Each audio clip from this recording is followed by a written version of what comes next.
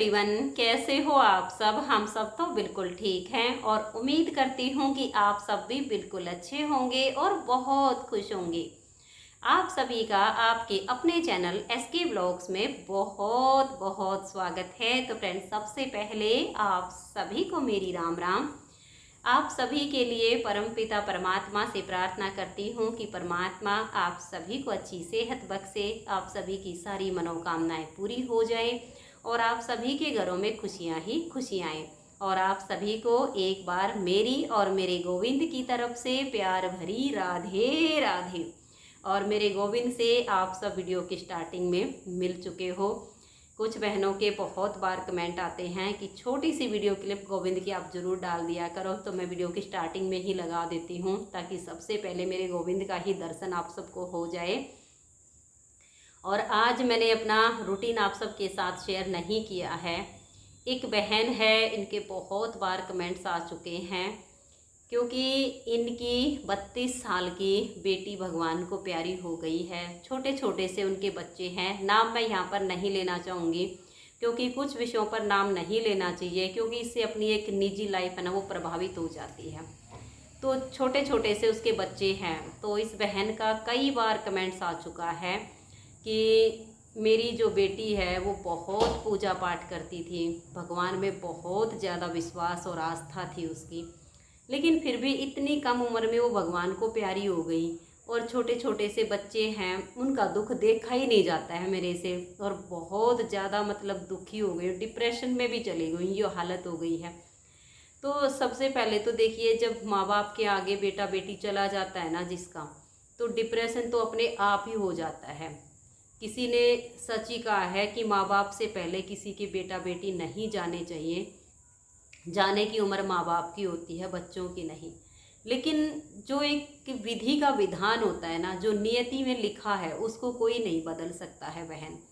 सुख और दुख ये दोनों आते और जाते रहते हैं, ना तो कभी दुख टिकता है और ना ही कभी सुख टिकता है।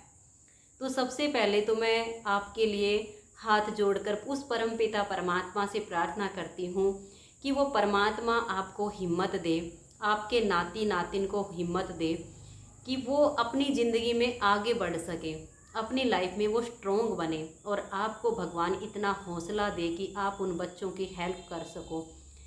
क्योंकि देखिए, अगर परमात्मा के घर से जब दुख आता है ना, तो दुख सहने की हिम्मत भी भगवान ही हमें देता है। अब इस बहन का ये सवाल था कि अच्छे लोगों के साथ हमेशा ऐसा क्यों होता है। जो लोग भगवान की ज़्यादा पूजा करते हैं, जो भगवान को ज़्यादा याद करते हैं, उनकी लाइफ में दुख क्यों आ जाते हैं। और जो लोग बुरे होते हैं, हमेशा बुरे कर्म करते रहते हैं, वो तो मज़े की ज़िंदगी जीते रहते हैं। तो बहन, ये हमारा एक भ्रम होता है कि जो लोग पाप कर्म की कमाई करते हैं, बुरी नीयत से कमाते हैं, दूसरों का बुरा करते हैं, हमेशा गलत काम करते हैं, और वो लोग सुखी हैं। लेकिन जो लोग अच्छे काम करते हैं, भगवान में भी विश्वास रखते हैं, पूजा पाठ भी करते हैं, लेकिन उनकी लाइफ में ढेर सारे दुख आ जाते हैं। तो यहाँ पर मैं आपको एक बात बताना चाहूँगी। जो लोग बुरे होते हैं उनका क्या होता है कि वो बुराई के मार्ग पर हैं, पाप कर्म कर रहे हैं, गलत काम कर रहे हैं, गलत तरीके से धन कमा रहे हैं। तो उनका क्या होता है कि उनके जितने भी पिछले जन्मों के पुण्य होते हैं ना, भगवान उनको सबसे पहले उनके आगे ले आता है ताकि उनके सारे पुण्य खत्म हो जाएं और फिर उनके पास कोई भी ऑप्शन ना बचे, सारे सिर्फ बुरे बुरे ही बच जाएं। और फिर लास्ट में आपने देखा होगा कि बुरे करने वालों का अंत भी बहुत बुरा ही होता है। तो इसीलिए भगवान उनके जितने पुण्य कर्म होते हैं, कुछ पिछले जन्मों के पुण्य कर्म होते हैं, कुछ बुरे कर्म होते हैं, तो बुरे कर्मों को भगवान पीछे छोड़ देता है और जितने अच्छे कर्म होते हैं ना, उनको आगे लाकर वो सारा उनका पुण्य सबसे पहले नष्ट करवाता है। फिर वो अपने बुरे कर्मों की सज़ा जरूर भोगते हैं, नरक में जाते हैं सीधे। नाली के कीड़े में भी जो अग जगह नहीं मिलती, कहते हैं ना कि नाली के कीड़े की ज़िंदगी नाली में ही होती है, वहाँ तक का भी उनको बड़ी मुश्किल से जाके जन्म मिलेगा। ऐसा घोर उनको नरक मिलता है। कुछ लोगों को ये सुनी सुनाई बातें लगती हैं, लेकिन जब हमारी आंखों के सामने होता है कि हम इंसान अच्छी खासी ज़िंदगी जी रहे हैं, एक नाली का कीड़ा है, एक कीट पतंगा है, एक कुत्ते की ज़िंदगी में है, कि सब में आत्मा होती है, लेकिन अपने कर्मों के अनुसार हर जो भी योनियां हैं उनमें वो जन्म पाता है। अब जो लोग अच्छे कर्म करते हैं वो दुख क्यों पाते हैं? तो बहन इसलिए जो अच्छे कर्म करते हैं और जो परमात्मा का ध्यान करते हैं, परमात्मा की भक्ति करते हैं, उसकी ज़्यादा से ज़्यादा पूजा पाठ करते हैं, तो वो भगवान को बहुत प्रिय होता है, बहुत प्रिय होता है। तो भगवान उसे अपने धाम में लेकर आना चाहता है, फिर उसको अपने धाम ले जाएगा, उसका इस आवागमन से भी छुटकारा हो जाता है। तो परमात्मा क्या करता है, अब ये जन्म तो मनुष्य का है, इसमें भक्ति कर सकते हैं, परमात्मा का ध्यान कर सकते हैं, पूजा कर सकते हैं, अच्छे से अच्छे कर्म कर सकते हैं, दान पुण्य कर सकते हैं, किसी और योनि में तो कर नहीं सकते। तो परमात्मा क्या करता है, हमारे पिछले जन्मों के जितने भी हमारे बुरे कर्म होते हैं उनको एक एक करके हमारे आगे लाता जाता है, ताकि जल्दी से जल्दी वो सारे के सारे नष्ट हो जाए, उनका दुख हम इसी जीवन में भोग लें, हमारा सारा कष्ट हम इस शरीर में उसको भोग कर उसको पूरा कर लें, और अंत में फिर हमें परमपिता परमात्मा की शरण मिलती है, परमात्मा का धाम मिलता है। जिसके कर्म ज़्यादा होते हैं उसको लंबे समय तक दुख भोगना पड़ता है, जिसके कर्म कम होते हैं वो जल्दी से अपने कर्मों को पूरा करता है और उस परमात्मा के निज धाम में चला जाता है। अब देखिए, जीवन और मरण ये तो इस सृष्टि का चक्कर है, ये तो लगा रहेगा। जो इस धरती पर आता है उसको जाना भी पड़ेगा, जन्म लिया है तो मरना भी है। अब किसी को भगवान 100 साल की उम्र दे के उतारता है, किसी किसी को कम उम्र दे के उतारता है। अब जैसे आप कहते हो कि मेरी बेटी 32 साल की उम्र में चली गई, आपकी बेटी में ने ज़रूर कुछ अच्छे पुण्य किए होंगे, उसने पिछले जन्मों में बहुत ज़्यादा भक्ति की होगी, इस वजह से उसे इस संसार में इतने दिन ही रहना था। उसने इस संसार में जितना उसका कर्म भोग था वो सब अपना बहुत जल्दी से पूरा कर लिया है और वो सीधी परमात्मा के निज धाम में चली गई है। जाने के बाद जो पीछे रह जाते हैं उनको काफ़ी दुख होता है, काफ़ी पीड़ा होती है। जो जाता है उसकी बहुत याद आती है कि वो हमारा अपना था। लेकिन देखिए बहन, संबंध हमारे इस शरीर से है, आत्मा से ऐसा कोई रिश्ता नहीं है कि वो उसका लगाव यहाँ पर बना रहेगा। अब वो आत्मा पवित्र थी, परमात्मा की भक्ति करने वाली थी, पूजा पाठ करने वाली थी, तो उसके जितने भी कर्म बंधन थे वो सारे बहुत जल्दी कट चुके हैं। वो उनको काट के परमात्मा के निज धाम जा चुकी है। अगर उसने अच्छे से भक्ति जैसे पिछले जन्मों में की है और इस जन्म में उसका बहुत ज़्यादा परमात्मा में ध्यान था, तो उसके सारे बंधन कट चुके हैं। तो बहन, आप ज़्यादा दुखी मत हुआ करो। आप ये सोचा करो कि हम इस संसार में आए हैं तो हमें जाना पड़ेगा। जाने से पहले हम ऐसे कर्म करके जाएं कि दुनिया रोए और हम हंसे।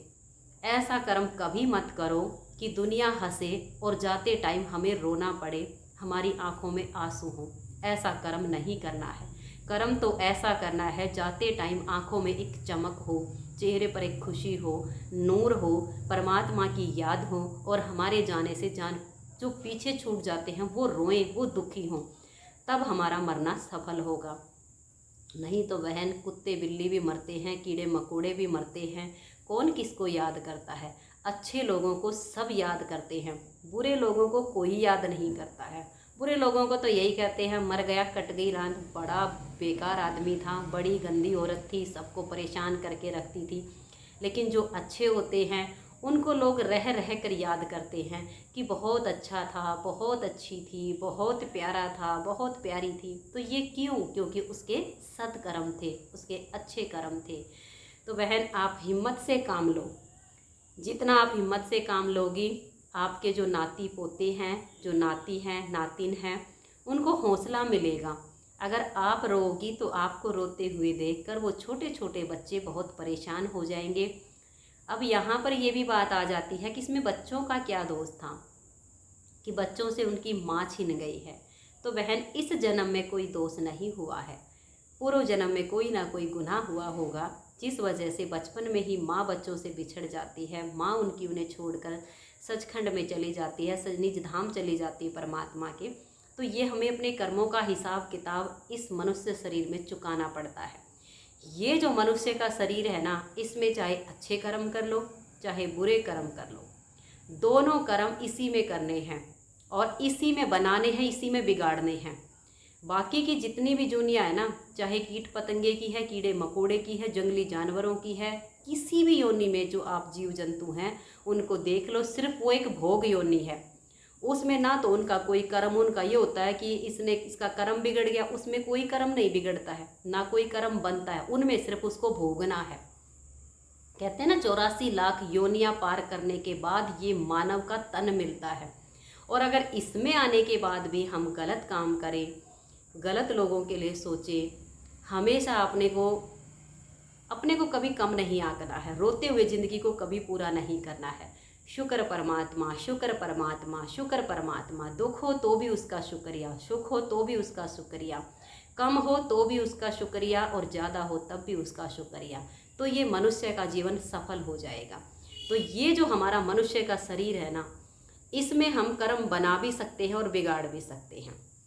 फिर बाकी के जन्म तो सिर्फ भोगने के लिए हैं।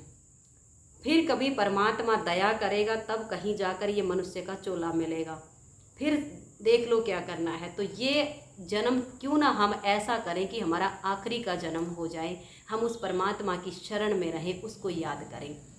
तो बहन, अगर मेरी बात आपको अच्छी लगी हो तो मैं ये उम्मीद करूँगी कि आप हमेशा खुश रहेंगी, परमात्मा का शुक्र करेंगी, अपने नाती नातिन का ध्यान रखेंगी, उनको एक अच्छी परवरिश देने की कोशिश करना, उनको अच्छे संस्कार देना, ताकि उसकी माँ जैसे भगवान की पूजा पाठ करती थी, ध्यान करती थी, तो वो बच्चे भी उस भक्ति मार्ग पर चले और अपने माँ बाप का नाम रोशन करें। वीडियो अच्छी लगी हो तो वीडियो को ज़्यादा से ज़्यादा लाइक शेयर करना। आज की इस वीडियो में इतना ही, मिलते हैं नेक्स्ट वीडियो में। तब तक के लिए आप सभी को मेरा प्यार भरा नमस्कार। राधा स्वामी, राधे राधे, जय श्री राधे, बाय बाय। खुश रहिए और आप सब अपना अपना ध्यान रखिए। और आप सभी को एक बार फिर से मेरी और मेरे गोविंद की तरफ से प्यार भरी राधे राधे।